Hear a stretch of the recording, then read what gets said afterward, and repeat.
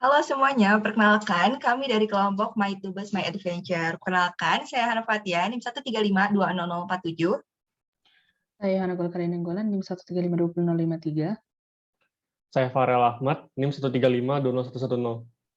Nah, di sini kami akan mempresentasikan program yang telah kami buat. Yang telah kami buat adalah Dietri File Finder. Jadi, kami ini membuat dengan menggunakan Windows Form Application, menggunakan aplikasi Visual Studio dengan .NET. Nah, Dietri File Finder ini desainnya seperti ini ya, teman-teman bisa dilihat. Dan di dalamnya ini kami menggunakan algoritma BFS dan FS. Untuk algoritmanya akan dijelaskan oleh Yohana. Jadi untuk mencari file yang ingin dicari, kita bisa menggunakan dua algoritma, yaitu BFS maupun DFS. Untuk BFS sendiri itu sistem pencariannya secara melebar, jadi bakal dicari simpul-simpul yang bertetanggaan, jadi dia bakal mencari melebar. Sedangkan kalau DFS, dia pencarian mendalam. Dia bakal mencari ke dalam, dan kalau udah sampai ke simpul yang paling akhir, dia bakal melakukan backtracking hingga semua simpulnya berhasil dicek. Oke, tadi kita sudah mendengar ya penjelasan BFS DFS, dan ini adalah tampilan aplikasinya. Kita bisa lihat ini ada tampilan utamanya, kemudian ini ada tree-nya nanti yang akan di-generate atau dihasilkan. Kemudian ini ada output-nya, yaitu ada output-nya berupa hyperlink filenya. Jadi ketika kita klik, dia akan membuka filenya. Kemudian untuk open the folder here, ini untuk membuka direktorinya, hyperlink ke direktori. Nah, kemudian langkah pertama yang kita lakukan untuk memakai aplikasi ini adalah kita choose folder dulu nih. Kita buka direktorinya, terus misalkan kita mau di ini direktori matdisk misalnya. Terus kita mau mencari file namanya 135.20.10_farelahmad.pdf. Ini kita ada checkbox, kita mau find all occurrence atau enggak. Jadi kalau kita checklist find all occurrence, ya dia bakal mencari semua file yang namanya sama persis. Jadi dia mencari semua file. Kalau misalnya kita nggak checklist, dia bakal mencari satu sampai dia ketemu aja. Setelah itu stop. Nah, ini ada metode pencarian ini, ada BFS sama DFS. Misalnya kita akan menggunakan BFS dulu. Kita find all-nya, kita uncheck dulu, terus kita search. Nah, ini sudah selesai. Ini time span-nya itu menampilkan seberapa lama algoritmanya bekerja. Kalau di sini, di komputer saya, yaitu 0,003 detik. Nah, di sini ada muncul hyperlink ya, menuju ke filenya. Dan di sini ada hyperlink menuju foldernya. Ini kalau kita klik di foldernya, dia akan membuka foldernya di mana file ini berada. Ini ada di sini ya file. Kemudian, kalau misalnya kita mau buka filenya, ini kita bisa klik di sini, dan akan terbuka filenya. Nah, di sini tuh kita bisa lihat tree-nya juga nih. Jadi, warna biru itu menunjukkan direktori path hasilnya, dia di mana ditemukan. Merah itu yaitu sudah dieksplorasi, dan kalau hitam itu belum dieksplorasi. Karena ini BFS, dia akan mengenerate secara melebar. Kalau kita lihat, ini dia melebar. Coba aku besarin lagi agar lebih jelas. Nah, dia melebar. Dan dia ini merah, ini udah dieksplor, kalau biru itu ditemukannya. Kalau kita lihat, dia itu pertama mengekspor bagian SOP dulu nih. Di SOP, kan udah di-generate ya, latihan, direktori latihan, direktori SOP, direktori makalah, direktori materi, dan kuis. Dan ini ada di direktori matdisk. Nah, karena dia melebar, kemudian kita masuk ke salah satu yang dalamnya lagi. Ini ketika pertama dia SOP dulu nih. Di SOP dicari secara melebar, ada nggak? Ternyata nggak ada. Kemudian cari di makalah, ada nggak di makalah matdisk nih? Nggak ada, ini kan file. Kemudian ada direktori lagi. Direktorinya ini dimasukin queue, tapi belum dicek. Dia itu secara mendalam. Kemudian dia mencari ke latihan. Mencari di latihan, dia mencari ini bukan filenya, ini bukan, ini juga bukan. Kata ketemu di sini filenya. Nah, kemudian ada lagi yang warna hitam, dia belum dieksplor. Nah, kalau kita lihat, materi ini tuh udah dieksplor, tapi dia belum masuk ke dalam, karena dia itu masih di dalam queue-nya. Jadi belum dibuka lah, bisa dibilang. Yang kuis juga sama. Karena kuis belum dibuka, maka isi dari directory ataupun file yang ada di kuis belum di-generate. Nah, ini adalah contoh BFS-nya. Kemudian kita coba ke DFS. Kita tinggal ganti aja, terus kita tinggal search ulang. Nah, ini adalah hasil dari DFS-nya.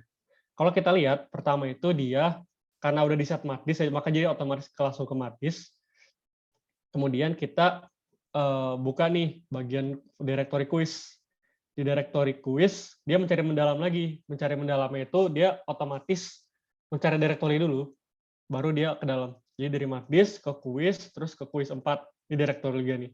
Di dalam quiz 4 dia baru mencari ada directory lagi nggak. Kalau nggak ada directory, maka dia langsung ngecek apakah itu filenya yang dicari atau bukan. Ini bukan, ini bukan, ini bukan, ini bukan, ini bukan. Kemudian baru dia backtracking ke sebelumnya. Ini bukan, ini semuanya bukan. Kemudian setelah itu dia backtracking lagi. Di MATDIS nih ada directory latihan.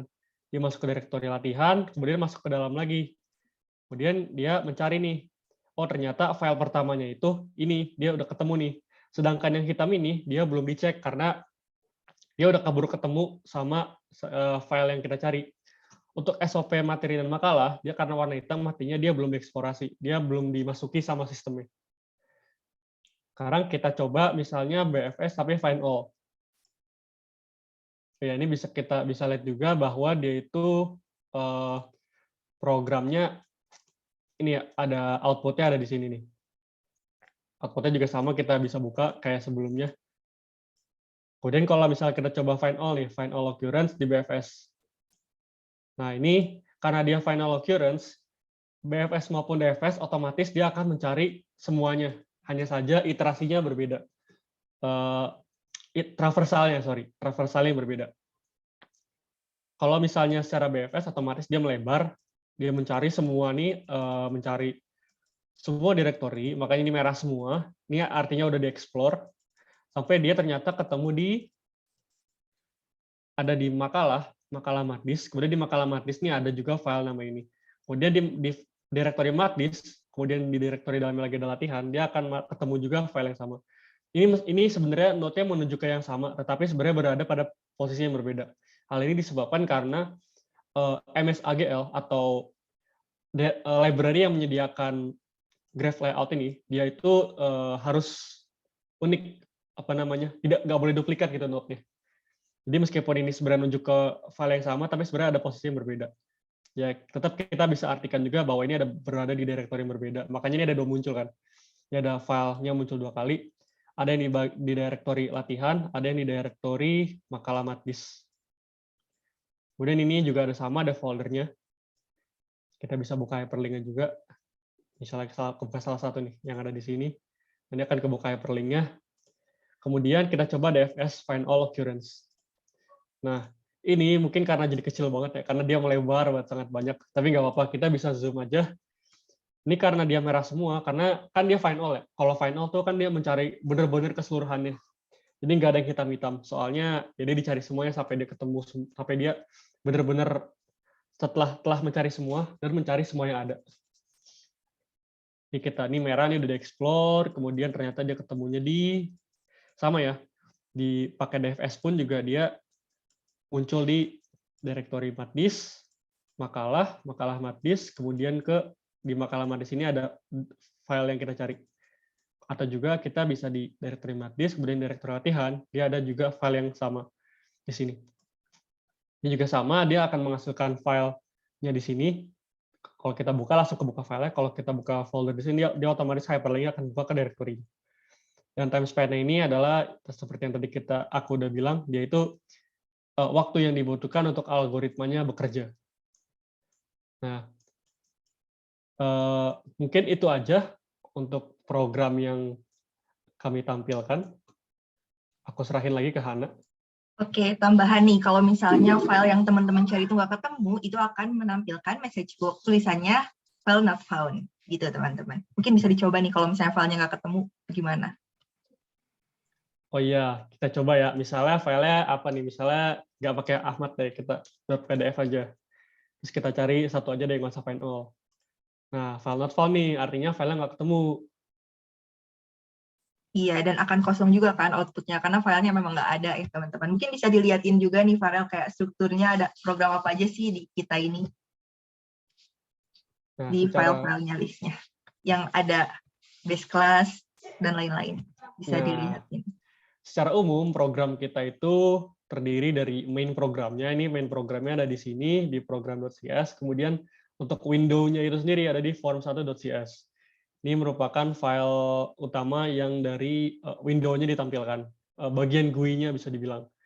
Kemudian ada base class searcher, yaitu merupakan kelas yang berisi base class itu sendiri, di mana BFS dan DFS itu merupakan child class dari base class searcher ini. Jadi kita menggunakan konsep inheritance di sini. Kenapa kita menggunakan konsep inheritance? Karena base class searcher ini dia akan menampung search log, yaitu dia traversalnya udah kemana aja. Kemudian found file path, yaitu berisi file yang ketemu ada di path mana aja. Kan dua-duanya ini kan sama-sama dibutuhkan DFS sama BFS, makanya kita jadikan base class searcher ini sebagai parent class. Sama dia juga butuh nih, dia file name yang mau dicari sama path yang mulai dari mana. Kemudian ada bagian BFS, yaitu dia itu turunan ya, atau child class-nya dari base class searcher. Hanya saja ada tambahan-tambahan yang menyesuaikan dengan BFS itu sendiri. Misalnya kita untuk file location ini di mana, nanti file location ini akan dikirim ke GUI-nya. Kemudian find all occurrence ini apakah dia mau dicari semua atau enggak. Kemudian file path-nya ini itu merupakan queue-nya sebenarnya. Dia queue-nya yang belum dicek. Kemudian file response itu apakah file-nya ditemukan atau belum. Nah, ini konstruktor, kemudian ini metode utamanya find file BFS-nya, yaitu di mana BFS ini bekerja.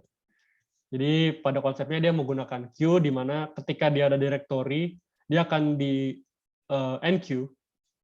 Kemudian selama dia iterasi ini, dia bakal di dequeue salah satu directory-nya, kemudian dibuka. Kemudian dicari lagi apakah ada directory atau enggak, ataupun file yang mungkin tidak perlu dicari, itu di enqueue juga. Nah, ini bedanya kalau if else ini, ya ini kalau misalnya kita nggak mau nyari semua, nah kalau kita mau nyari semua. Untuk DFS juga sama, jadi dia juga turunan dari base class searcher, dia juga ada sama atribut yang sama, konstruktor yang serupa, dan metode utamanya find file DFS. Bedanya kalau find file DFS ini lebih menggunakan rekursif. Kalau kita lihat di sini, dia itu akan memanggil find file DFS lagi, tapi di dalam directory yang lebih dalam. Nanti ketika directory lebih dalamnya udah dicari, dan dia udah ketemu filenya, berarti dia udah beres, dia akan ke pemanggil sebelumnya, ke stack fungsi sebelumnya bisa dibilang. Kemudian ini getter setternya juga, tadi sama BFS juga ada getter setternya. Kemudian ada tree. Nah, tree ini sebenarnya menggunakan MSAGL ya, atau Microsoft Automatic Graph Layout. Ini kelas tree-nya, yaitu dia atributnya ada search log-nya. Nanti search log-nya ini dapat dari DFS dan BFS-nya. Graph-nya itu merupakan objek dari graph. Jadi kayak kalau kita membuat simpul ataupun sisi, nah itu semua dalam objek graph, diatur dalam objek graph ini. Kemudian ini ada edge-nya itu untuk apa namanya? Kalau misalnya udah ada edge-nya belum antara simpul A sama simpul B misalnya, dia akan mencatat di dalam list string ini. Found file path ini juga sama, dapat dari BFS atau DFS, yaitu berupa path found file di mana aja. Kemudian uncheck path-nya ini, yaitu tadi yang bagian file path-nya ini. Ini kan queue ya, tapi ini maksudnya itu uncheck-nya yang belum dicek. Ini ada konstruktornya. Konstruktornya ini ada di sini nih. Jadi dia akan memanggil setelah dia menjalankan. Kalau di sini tuh dia ada algoritma utamanya di sini. Kemudian stopwatch-nya itu mulai dari sini, ini dibuat dulu stopwatch-nya, di start, terus di stop. Kemudian dihitung berapa total waktunya, baru ditampilkan ke GUI-nya. Nah, ini untuk membuat object tree-nya, kemudian generate tree-nya ada di sini. Generate tree ini metode utama untuk menghasilkan tree-nya. Nah, ini nih generate tree. Nah, pertama itu algoritmanya kita mewarnai yang belum dicek sebagai warna hitam. Ini algoritma untuk mewarnai hitamnya. Kemudian mewarnai yang sudah dicek sebagai merah. Ini algoritma untuk mewarnai merahnya. Dan kemudian mewarnai yang sudah ketemu filenya sebagai warna biru. Juga mirip-mirip algoritmanya. Mungkin cuma beda warna doang. Cuman sama beda dari file yang dicari ya. Maksudnya listnya. Kemudian display tree ini, kalau misalnya kita mau menampilkan trees sebagai window terpisah. Ini ada getter setternya, sama juga Dan kemudian karena kita ingin menampilkan di GUI, maka kita grafnya tampilkan di sini. Ini untuk binding grafnya ke GUI-nya. Nah, untuk menampilkan grafnya itu, pakai tools yang namanya G-Viewer, ada di Visual Studio, teman-teman bisa pakai. Nah, ini ada tools-toolsnya ya, kita pakai radio button. Radio button tuh buat kayak milih nih opsi DFS atau BFS. Terus kalau misalnya cek itu dalam kondisi ketik gitu ya, klik, itu bakalan ngejalanin sesuai dengan fungsinya. Gitu. Itulah perjalanan GUI-nya ya. Jadi dimulai dari tombol search gitu. Jadi awalnya tuh di tombol search itu nanti akan menjalankan background worker di mana si program ini berjalan di belakang layar ya teman-teman. Dan kalau misalnya udah completed akan mengeluarkan message box. Kalau misalnya berhasil akan mengeluarkan down, tapi kalau misalnya gagal akan mengeluarkan file not found. Detailnya bisa dilihat di GitHub kami ya, akan dilampirkan juga di link YouTube-nya. Di caption-nya maksudnya. Ya, benar banget tuh. Kita lengkapnya bisa dilihat ya di GitHub kita. Ini cukup menarik ya sebenarnya, dari GUI-nya, terus kemudian masuk ke bagian background-nya. Kayak ini nih, kayak kita ngeklik BFS tuh ada radio button-nya. Kalau dia ngecek, kalau misalnya dia cek tuh artinya berarti dia memakai BFS. Tapi kalau misalnya radio button DFS yang diklik gitu, dia bakal memakai DFS. Nah, nggak bisa dua-duanya ya, harus salah satu doang. Betul, nggak bisa dua-duanya. Oke, mungkin kalau dari program, dari source code ya bisa dibilang. Itu aja sih. Oke, penjelasan program tadi mengakhiri demonstrasi kami. Terima kasih atas perhatiannya. Sampai jumpa lagi di lain kesempatan. Terima kasih. Dadah. Semoga bermanfaat ya, teman-teman. Assalamualaikum warahmatullahi wabarakatuh.